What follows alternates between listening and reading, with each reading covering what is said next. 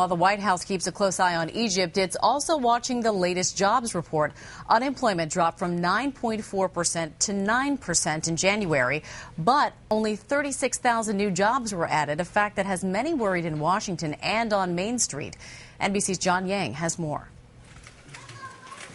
Tony Warren hasn't had steady work since he was laid off from his video production job 2.5 years ago. He's burned through his savings and sold his motorcycle and more. I'll go around the house and just go, we don't need that, we don't need that, we don't need that.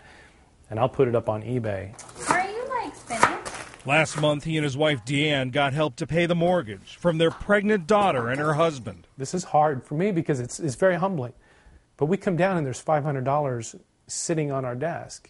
And Deanne and I look at each other and go, where did that come from? So many have been out of work for so long that the government is now tracking people who've been unemployed for as many as 5 years. The average length of unemployment they've found is 9 months, an all-time record. We've just never seen anything like this since the Great Depression. Having this severe of job loss that's lasted for this long has translated into unprecedented lengths of unemployment. The toll is more than just financial. It starts wearing on you. You question your abilities as a person. You know, what's wrong with me? Psychologist Reginald Richardson says he sees depression and anxiety in people out of work for about a year. As their unemployment continues, then we see even greater symptoms of people having rage, greater frustration, disappointment, hopelessness. Warren stays hopeful by volunteering at the same food bank he relies on for affordable meals. We're going to make it through this. Come hell or high water, we're going to make it through it. Looking forward to the day he can start to pay back all the help he's getting from those around him.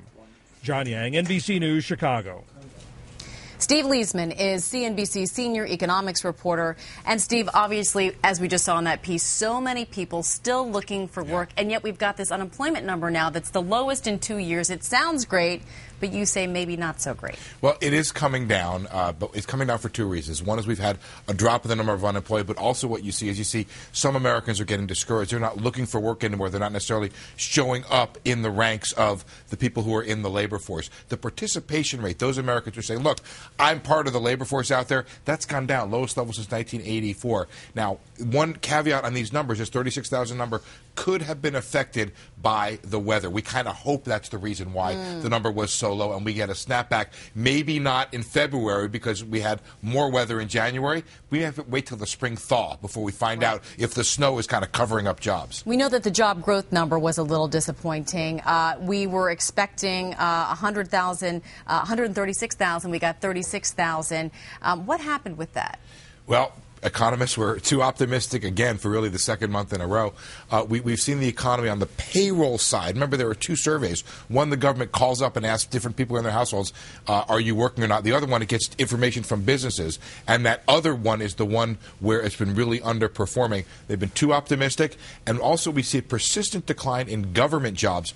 On the weather side, some of the places where you would expect to see weather affecting jobs like construction and temporary help, we've seen some of those being negative, and that may be, again, a sign that it was the weather. All right, now, despite the job, yeah, we certainly do. We hope that we'll see that rebound in the spring. Despite the job report numbers, it was still a successful week, a strong week on Wall Street. Should we be looking to Wall Street versus Main Street? Well, it's a great question, and I can tell you what's happening right now is that Wall Street is looking through this number. There's other data out there. There's manufacturing data. There's data about retail sales at the stores from Christmas and from January. That's been strong. And Wall Street says, you know what? This number may have it wrong, and there may be other data over here that is pointing the way towards better economic growth, and hopefully in months to come, given that wrenching report we've seen and what we hear about unemployment, better jobs to come. Egypt impacting anything in the markets in terms of oil and gas rates? It's day to day, almost hour to hour, and you can see it in the market. It's a great question. First of all, gas is a huge issue, and oil is an issue. Wider unrest in the Middle East is something the market's watching very closely. When Egypt calms down, you can see the market get a lift. When it sparks back up, you can see things like U.S. Treasury bonds. They get the yields come down, the prices go up because people are running for the security of U.S. assets because they're concerned about what's happening in the Middle East. It is definitely impacting markets. All right, Steve Leisman, thanks as always. We appreciate it.